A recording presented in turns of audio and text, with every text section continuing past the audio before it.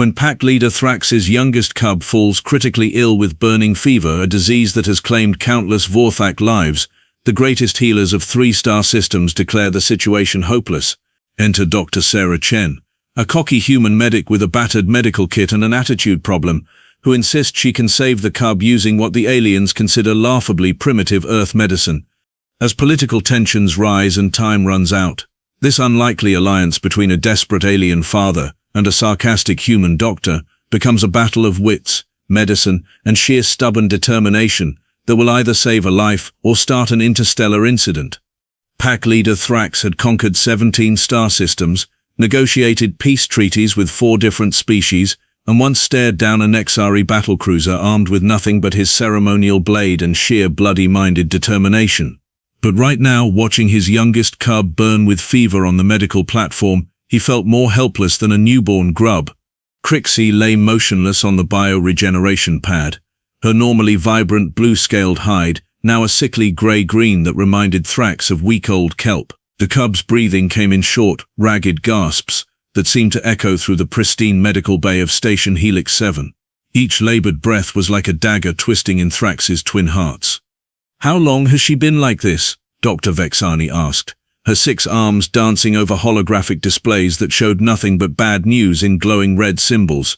The Manthari physician was considered one of the finest healers in 3 sectors, which made her current expression of barely contained panic all the more terrifying. 47 cycles, Thraxx growled, his voice rougher than usual. In human terms, that was nearly 6 days. 6 days of watching his daughter slip further away, while the best medical minds in the galaxy scratched their respective heads, tentacles, and other appendages. Burning fever. The name itself was a cruel joke. It didn't just burn, it consumed everything it touched, starting with the nervous system and working its way through every major organ like some vindictive parasite with a personal grudge.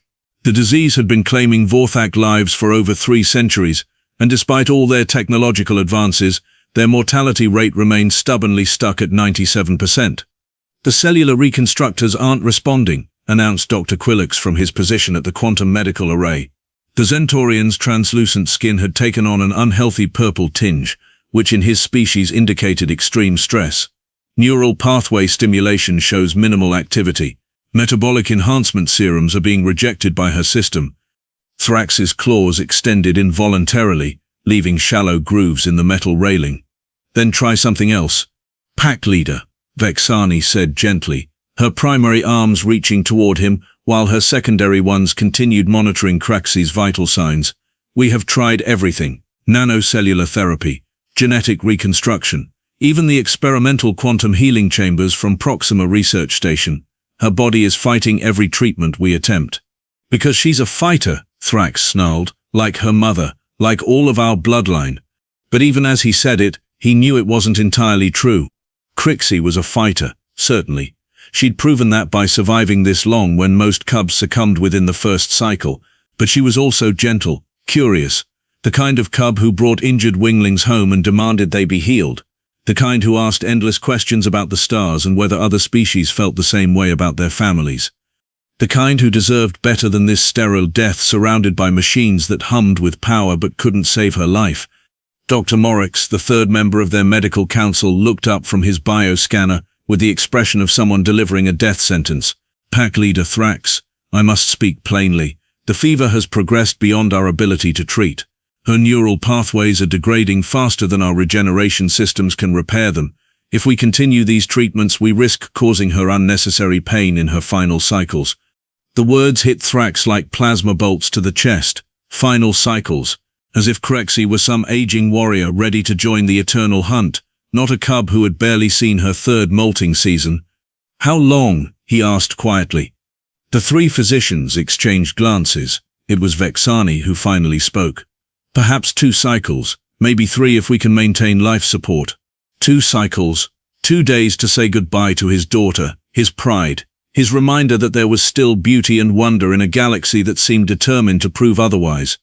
Thraxx looked down at Krixxi's small form, so still it was almost possible to pretend she was merely sleeping. Her breathing had grown even more shallow, and the biomonitors were painting increasingly dire pictures in holographic light above her head. "There must be something," he said, though his voice lacked conviction. some treatment we haven't considered, some healer we haven't consulted. Pack leader, Quailox said softly. We have contacted specialists from 17 different worlds. The Andromedans sent their finest bioengineers. The Crystalline Collective offered to share their most advanced healing matrices. Even the Eternal Council on Nexus Prime has been consulted. The answer is always the same. Thraxx's shoulders sagged. In all his years as pack leader, he had never faced an enemy he couldn't defeat, a problem he couldn't solve, a challenge he couldn't overcome through strength, cunning, or sheer determination. But this microscopic disease mocked all his power, all his influence, all his desperate love for his cub. The medical bay's communication system chimed softly, and a junior technician's voice came through the speakers. Pack leader Thraxx, there's a human vessel requesting docking privileges. They claim to have a medical specialist aboard who might be able to help with the young one's condition.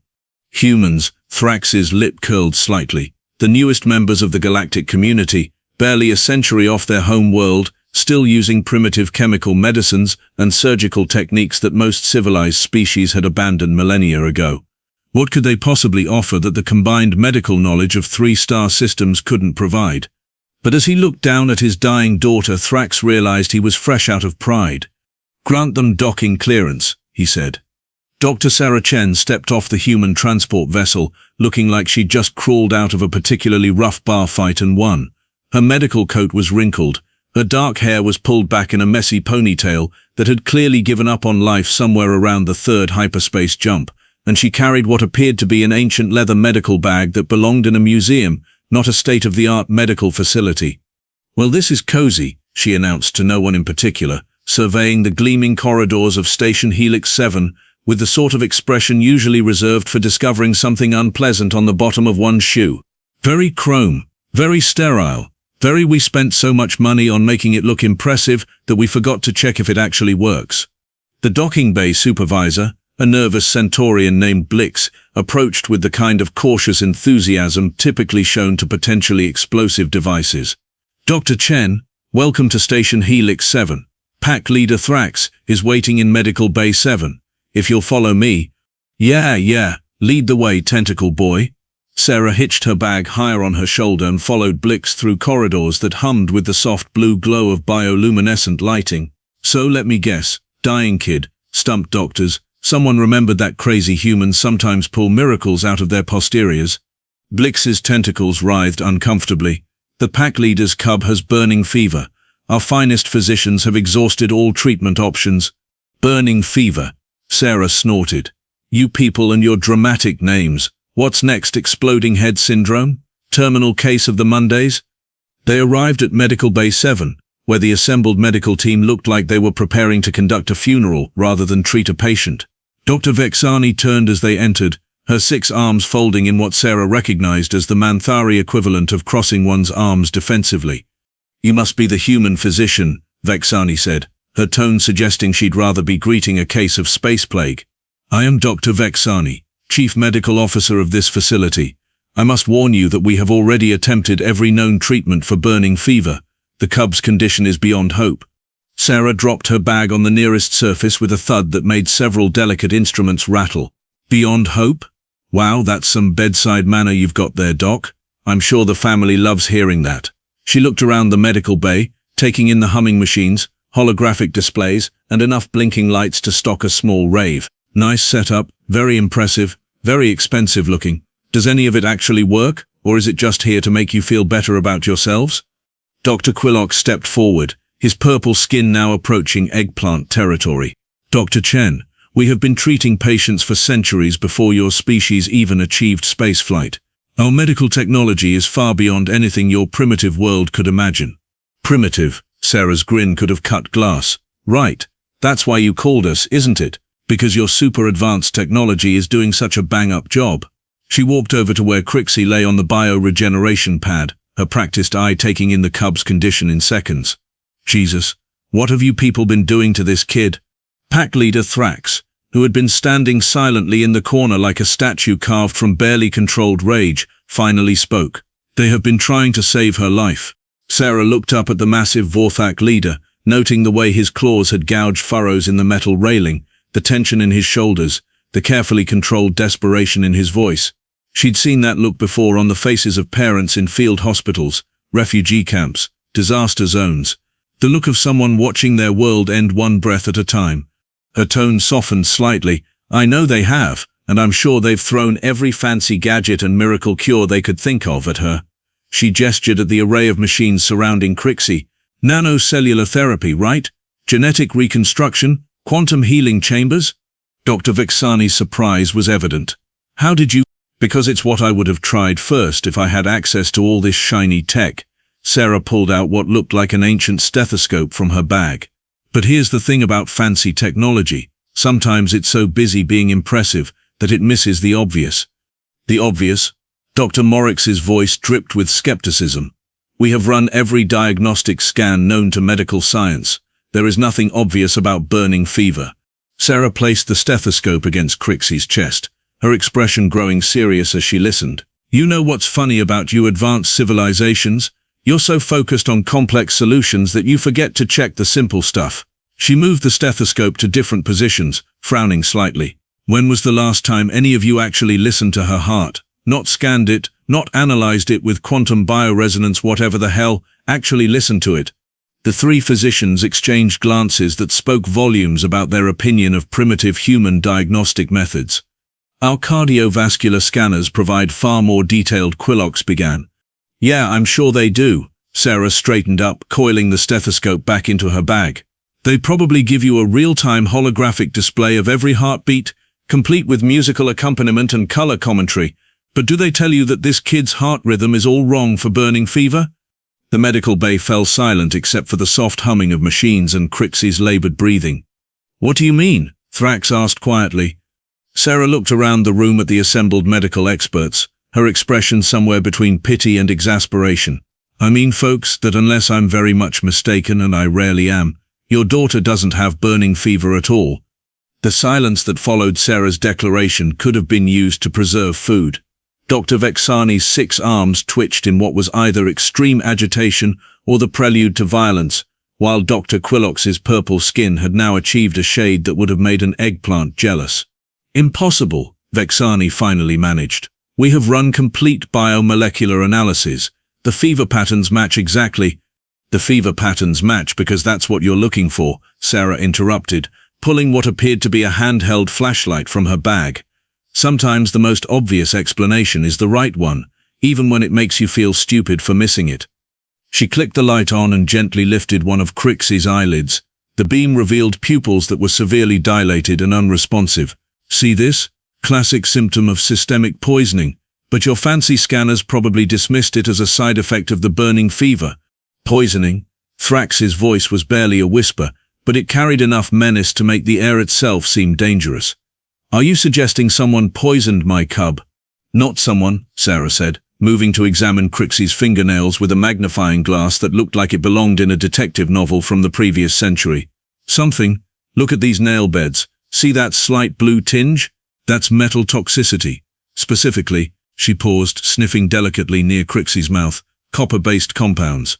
Dr. Morix stepped forward, his scanner beeping frantically as he waved it over Krixxi. Our instruments detect no trace of metallic contamination. Of course they don't, Sarah replied cheerfully, now checking Krixxi's pulse the old-fashioned way, 2 fingers against the neck. Your instruments are calibrated to look for biological pathogens and cellular malfunctions. They wouldn't recognize good old-fashioned heavy metal poisoning if it wore a name tag and introduced itself. She pulled out what looked like a collection of small glass vials and test strips. This is a basic chemical analysis kit. Primitive by your standards, I'm sure, but sometimes primitive gets the job done. She carefully collected a small sample of Krixxi's saliva and added it to one of the vials. You cannot be serious, Quillox sputtered. Those archaic testing methods couldn't possibly. The solution in Sarah's vial turned bright green. Well, look at that, Sarah said conversationally. Positive for copper compounds, specifically copper sulfate contamination.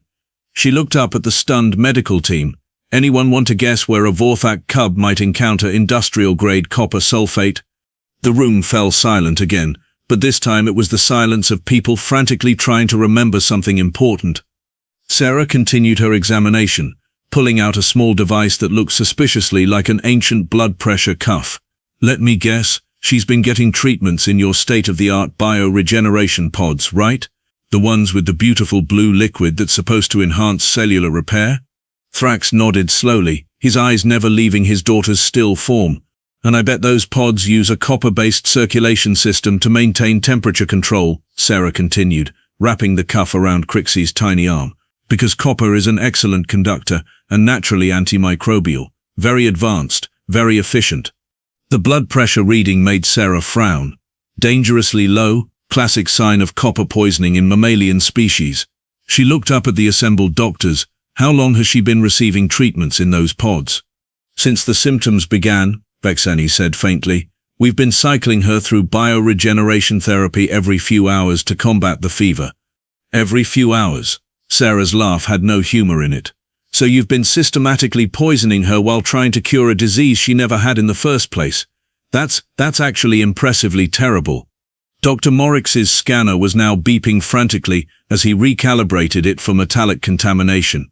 His face went through several interesting color changes as the readings came through. Either a trace amounts of copper compounds throughout her system. But how is this possible?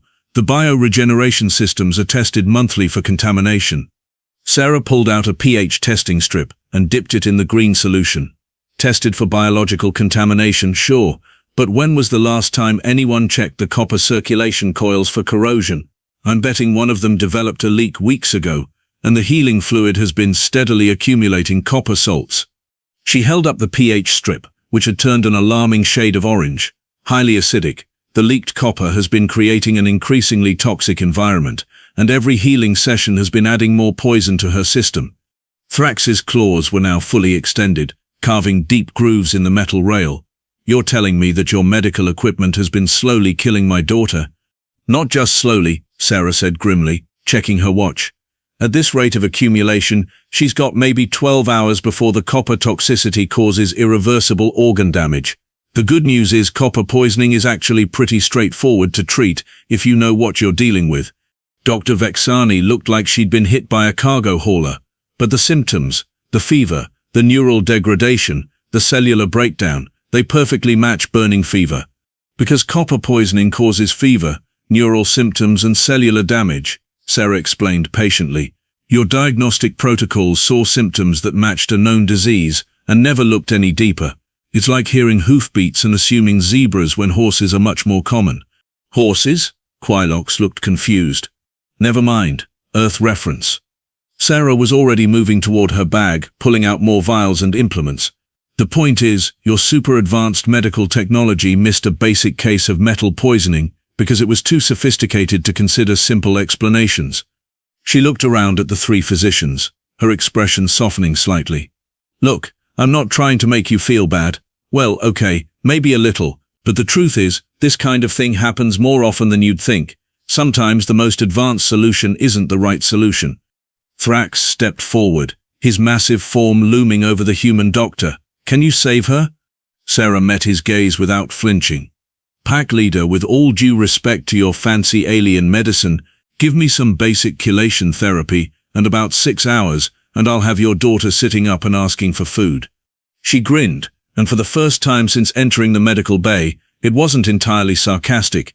Sometimes primitive medicine is exactly what the doctor ordered. Sarah was already laying out her supplies on a nearby table when the medical bay doors hissed open to admit what could only be described as a parade of very important people. Leading the procession was Ambassador Krellanox, the Vorthak diplomatic liaison, whose ceremonial robes couldn't quite hide the fact that he'd clearly run here from whatever meeting he'd been attending. Pack leader Thraxx, Krellanox panted, his breathing apparatus working overtime. I came as soon as I heard. A human physician? Are you certain this is wise? Behind him came Dr. Zenthara, the station's chief administrator, flanked by 2 members of the Galactic Medical Council who looked like they'd rather be anywhere else in the known universe. The delegation had the unmistakable air of people arriving to prevent someone from doing something spectacularly stupid. Dr. Chen has identified the cause of Krixxi's illness, Thraxx said simply, though his tone carried enough weight to crush a small moon. Ambassador Krellanox's eye stalk swiveled to focus on Sarah, who was currently filling a syringe with what appeared to be bright blue liquid from an unmarked bottle. Pack leader, with all due respect, This human's identification contradicts the findings of our finest medical professionals. Surely you cannot be considering chelation therapy, Sarah announced cheerfully, holding up the syringe. Good old-fashioned chemical binding agents. We use this stuff to treat kids who eat paint chips back home. The silence that followed this statement was deafening. Dr. Zenthara stepped forward, her multiple arms weaving complex patterns of authority and concern. Dr. Chen, I must protest in the strongest possible terms. Introducing unknown chemical compounds into a critically ill patient without proper testing protocols. Unknown, Sarah laughed, a sound that somehow managed to be both amused and deeply insulting. Lady, this is EDTA, ethylene diamine tetraacetic acid. We've been using it for copper poisoning since before your species figured out spaceflight. It's about as unknown as water. Nevertheless, interjected Councillor Vexmara from the Medical Council, her voice carrying the weight of centuries of tradition, the treatment protocols for burning fever have been established through extensive research and clinical trials. To abandon proven methods in favor of primitive human medicine would be saving this kid's life, Sarah cut her off. But hey, if you want to stick with your proven methods that have been slowly poisoning her for weeks, be my guest. I'll just sit here and watch while you explain to Daddy over there why his daughter died, because your egos were too big to admit you might have been wrong. The temperature in the medical bay seemed to drop several degrees as every alien present suddenly became acutely aware of pack leader Thraxx's presence. The Vorthak leader hadn't moved, hadn't spoken, but something in his stillness suggested that crossing him right now would be a career-ending mistake at best. Dr. Vexani, who had been running increasingly frantic scans since Sarah's diagnosis, looked up with an expression of barely controlled panic. The human's readings are correct.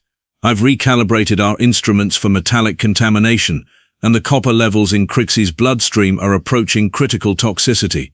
How is this possible? Ambassador Krelnux demanded.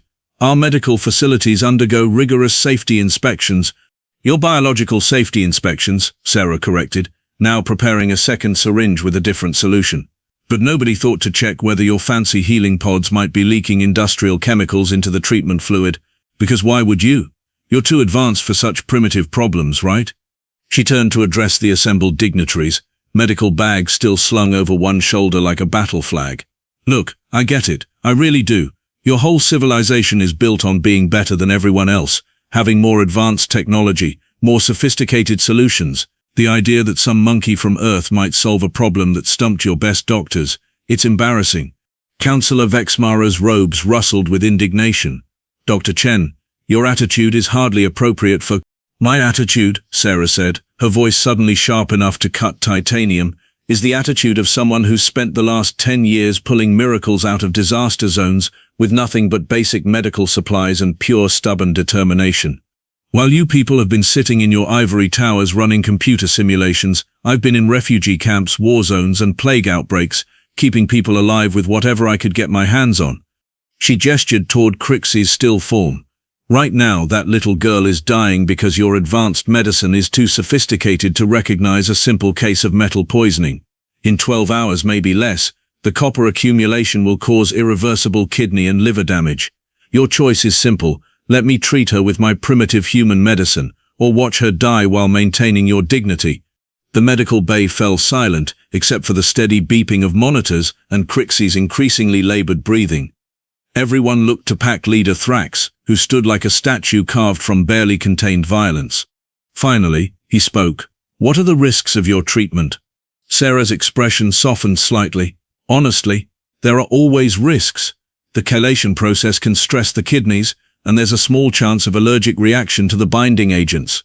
But pack leader, the risks of not treating her are 100% certain. She will die within hours if we don't start removing the copper from her system.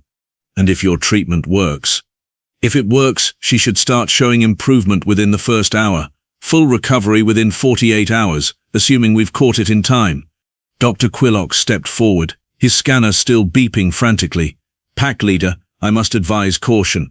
This human's methods are completely unproven in Vorthak physiology. We have no data on how your daughter's system might react. We have no data on a lot of things, Thraxx said quietly. We had no data on whether the bioregeneration pods were safe. We had no data on whether our diagnostic protocols were adequate. His gaze fixed on Sarah. But you seem very confident in your primitive medicine, Dr. Chen. Sarah met his eyes without flinching. Pack leader, I've treated copper poisoning in 7 different species. The biochemistry is basically the same across all carbon-based life forms. Your daughter's physiology is similar enough to mammals that the treatment protocols should work. She paused. I won't lie to you, there's a chance it might not work, but doing nothing is guaranteed to kill her. The silence stretched until Ambassador Krellnox cleared his throat. Pack leader, if this treatment fails, if there are complications, the political ramifications will be my responsibility, Thraxx finished. He looked around the room at the assembled medical experts, political leaders and bureaucrats. All of you leave now. Pack leader, Councillor Vexmara began. Now, the single word carried such finality that even the medical council members began filing toward the exit. When the room had cleared except for Sarah, Thraxx and the 3 original physicians, the pack leader turned to face the human doctor. Dr. Chen, my daughter is the most precious thing in my world. If your treatment saves her, you will have my eternal gratitude and the friendship of my entire pack. If it fails, he let the sentence hang in the air like a sword. Sarah nodded, checking her supplies one last time. Pack leader, I understand. But right now I'm not thinking about politics or friendship or consequences. I'm thinking about a sick kid who needs help, and I happen to have the tools to help her. She looked up at him, her expression serious for the first time since she'd arrived. Sometimes that's all medicine really is. Someone who gives a damn, with the right tools at the right time. Thraxx studied her for a long moment, then stepped back from the medical platform. Begin your treatment, Dr. Chen. Sarah's hands moved with the practiced precision of someone who'd performed this procedure in far worse conditions than a sterile alien medical bay. She started an intravenous line in Krixxi's small arm with an efficiency that made the watching physicians take notice, whatever else they might think about human medicine. The woman clearly knew her way around a needle. First, we start with calcium disodium EDTA, she explained, connecting the IV to her first syringe. This will bind to the copper ions in her bloodstream and make them water-soluble so her kidneys can filter them out. The blue liquid began flowing into Krixxi's system at a carefully controlled rate. Dr. Vexinor watched the monitors with growing fascination. Her neural activity is showing slight improvement already. Placebo effect, Dr. Quilox muttered, though his own scanner was beeping more optimistically than it had in days. Right, because unconscious kids are famous for their susceptible psyches, Sarah replied dryly, adjusting the flow rate. The improvement is real. Copper interferes with neural transmission. As soon as we start pulling it out of her system, her brain function begins to normalize. She prepared a second IV bag with what looked like ordinary saline solution. This is supplemental fluid with balanced electrolytes. The chelation process is hard on the kidneys, so we need to keep her hydrated while her system processes the bound copper. Thraxx stood motionless beside his daughter's bed, but Sarah could see the tension in his shoulders beginning to ease as Krixxi's breathing became slightly less labored. How long before we know if it's working? We already know it's working, Sarah said, checking her watch. The question is whether we caught it in time to prevent permanent damage. Give it another hour, and she should be conscious enough to tell us how she feels. Outside the medical bay, the situation was becoming increasingly tense. Through the transparent walls, Sarah could see groups of aliens in heated discussion, some pointing toward the medical bay, others gesturing emphatically at data tablets and holographic displays. The political ramifications of a human doctor treating the pack leader's daughter were apparently causing quite a stir. You realize, Dr. Morix said quietly, that if this treatment fails, there will be serious consequences for human-Vorthak relations. Sarah glanced up from adjusting Krixxi's IV. And if I let her die to preserve diplomatic relations, what kind of doctor would that make me? She shook her head. Look, I get that there's politics involved here, but politics don't cure copper poisoning. Medicine does. 30 minutes into the treatment, something remarkable happened. Krixxi's eyes fluttered open. The change was subtle at first, just a slight movement behind closed eyelids, a small shift in her breathing pattern. But within minutes, her vital signs were showing marked improvement. Her heart rate stabilized, her blood pressure began to normalize, and the sickly gray-green tinge was already beginning to fade from her scaled skin.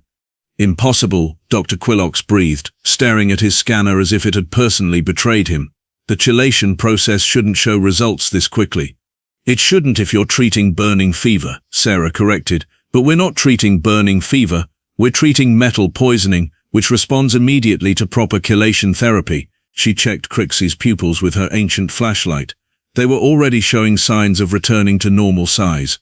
Dr. Vexani was running continuous scans, her 6 arms moving in complex patterns over the holographic displays. The copper levels in her bloodstream are dropping rapidly. Neural pathway function is improving by the minute. I don't understand how this is possible. Sarah sat back in her chair, finally allowing herself to relax slightly. It's possible because sometimes the simplest explanation is the right one. Your entire medical establishment was so focused on complex diseases and advanced treatments that you completely missed basic environmental poisoning. She gestured toward the bioregeneration pod that had been Krixxi's prison for the past week. That machine is a marvel of engineering, I'll give you that. Probably cost more than most planets' entire healthcare budgets. But nobody thought to check whether the copper cooling systems might develop leaks over time.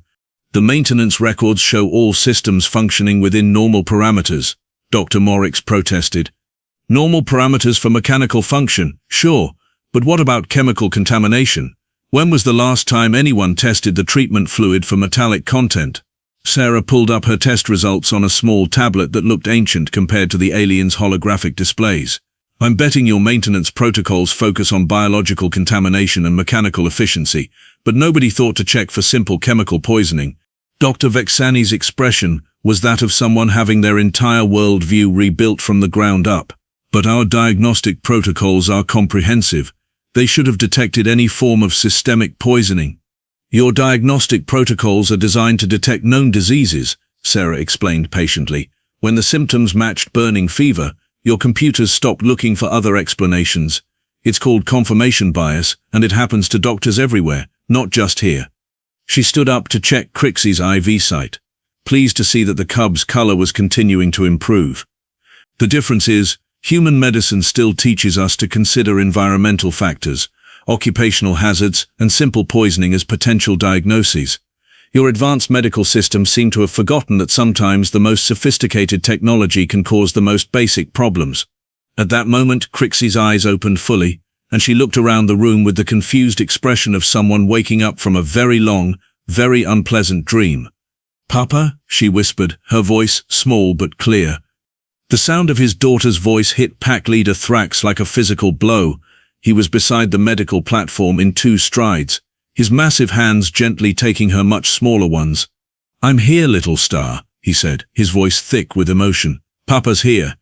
Krixxi looked around the medical bay with growing awareness, her gaze eventually settling on Sarah. "Who's the funny-looking alien with the messy fur?" Sarah burst out laughing. "Kid, I may be funny-looking, but I'm not the alien here." She grinned at Thraxx. "I like her already." Dr. Vexani was still staring at her scanners as if they might suddenly reveal the secret of the universe. "The improvement is unprecedented. In 47 cycles of burning fever research, we have never seen recovery this rapid or complete." "Because it was never burning fever," Sarah said, beginning to pack up her primitive medical kit. "It was copper poisoning caused by a mechanical failure in your bioregeneration system.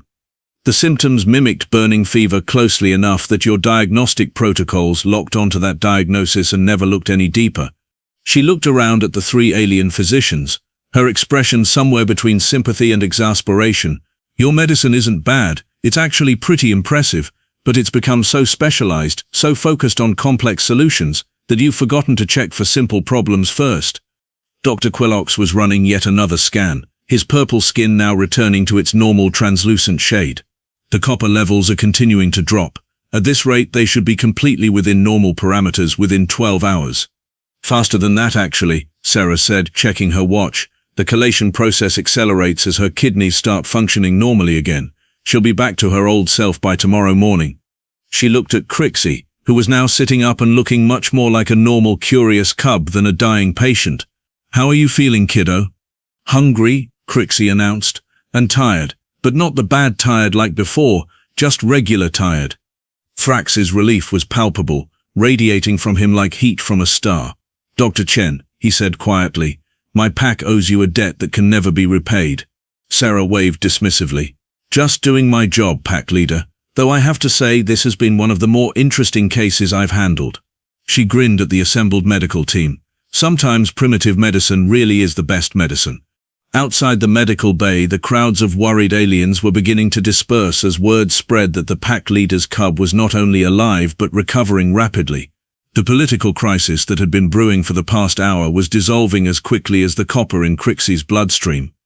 There will be a full investigation into the bio-regeneration systems, Dr. Vexani said, still somewhat dazed by the rapid turn of events, and we'll need to revise our diagnostic protocols to include environmental contamination screening.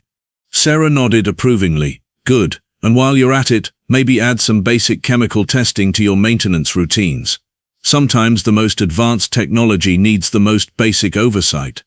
She looked at Krixxi, who was now chatting animatedly with her father about everything she'd missed while she'd been sick, and felt the familiar satisfaction of a job well done. Sometimes, Sarah reflected, the best medicine really was the simplest medicine. 18 hours later, Krixxi was bouncing on her medical bed with enough energy to power a small space station, demanding to know why she couldn't go home immediately, and whether Sarah had any more of those funny little machines that beep when you squeeze them. The blood pressure cuff had apparently been the highlight of her recovery experience. Can we keep her, Papa? Krixxi asked for the 7th time, looking between Thraxx and Sarah with the sort of hopeful expression that could melt titanium. She's much more fun than the boring doctors with all their glowy things.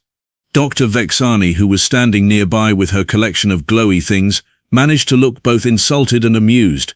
I suppose our glowy things are rather boring compared to a stethoscope. Hey, nothing wrong with glowy things, Sarah said diplomatically, though her grin suggested otherwise. They're very glowy, very impressive, very expensive looking. The past 18 hours had brought more changes to Station Helix 7 than the previous 18 months. Emergency maintenance teams had torn apart the bioregeneration systems and discovered not one but 3 separate copper coil failures that had been gradually contaminating the treatment fluid for weeks.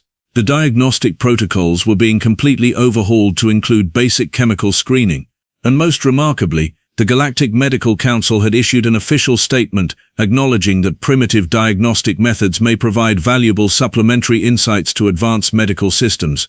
Sarah had particularly enjoyed watching them struggle with the wording on that one. Dr. Chen, Thraxx said, approaching with something that looked suspiciously like a formal document. I have something for you. Sarah eyed the ornate scroll with deep suspicion.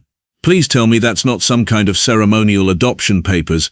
I've already got enough problems without accidentally becoming part of an alien family tree. Thraxx's laugh was a sound like boulders tumbling down a mountain, deep, rumbling, and surprisingly warm. Nothing so dramatic. It is an honorary pack membership. You are now officially Dr. Sarah Chen, pack sister of the House of Thraxx. Pack sister? Sarah looked around at the assembled aliens, all of whom were watching with expressions of barely contained amusement. Do I get a cool tattoo? Secret handshake? Membership card with benefits? You get the protection and friendship of one of the most powerful families in Vorthak space, Thraxx said solemnly. Also, Krixxi insists that you visit for her molting ceremony next season. Molting ceremony? Sarah raised an eyebrow. That sounds messy. Very messy, Krixxi confirmed cheerfully. But there's cake afterward. Dr. Vexani stepped forward, still looking somewhat shell-shocked from the entire experience. Dr. Chen, I owe you an apology. When you arrived, I assumed your methods were inferior simply because they were different. I was wrong. We were all wrong, Dr. Quillox added, his purple skin now back to its normal translucent shade. Your diagnostic approach was more thorough than our advanced systems. Sarah waved dismissively.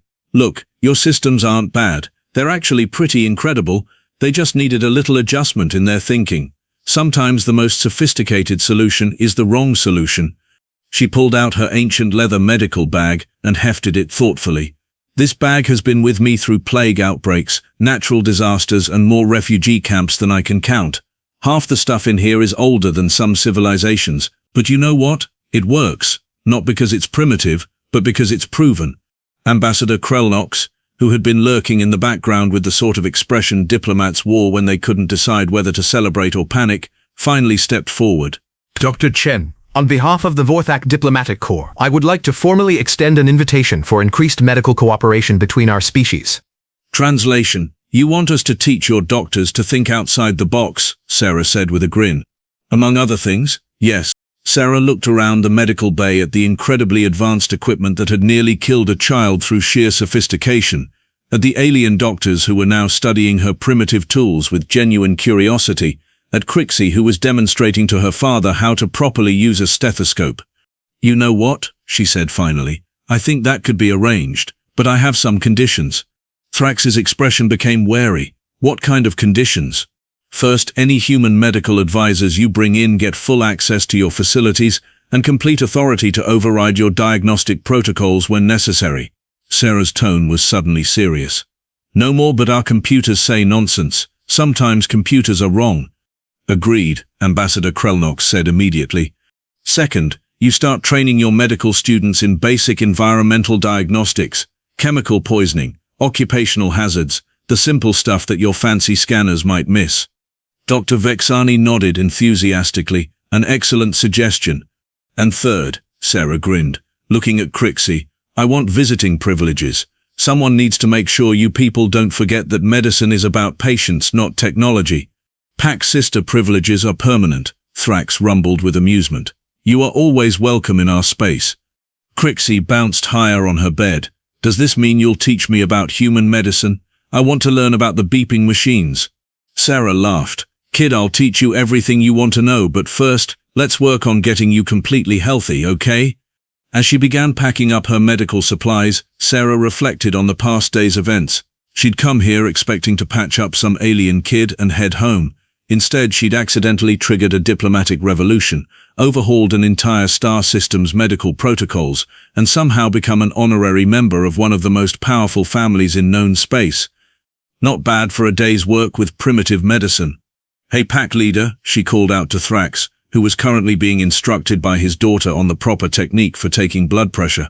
"Next time one of your people gets sick, maybe check the simple stuff first before calling in the cavalry." Thraxx looked up from the blood pressure cuff that Krixxi had somehow managed to attach to his massive forearm. "Dr. Chen, I can assure you that from now on, simple will be our first approach." Sarah shouldered her ancient medical bag and headed for the door. "Good, because sometimes the best medicine is just giving a damn and knowing when to use the right tool for the job." Behind her she could hear Krixxi explaining to anyone who would listen that her pack sister was the smartest doctor in the galaxy, even if she did have funny-looking fur and primitive equipment. Sarah smiled. Sometimes primitive was exactly what the universe needed.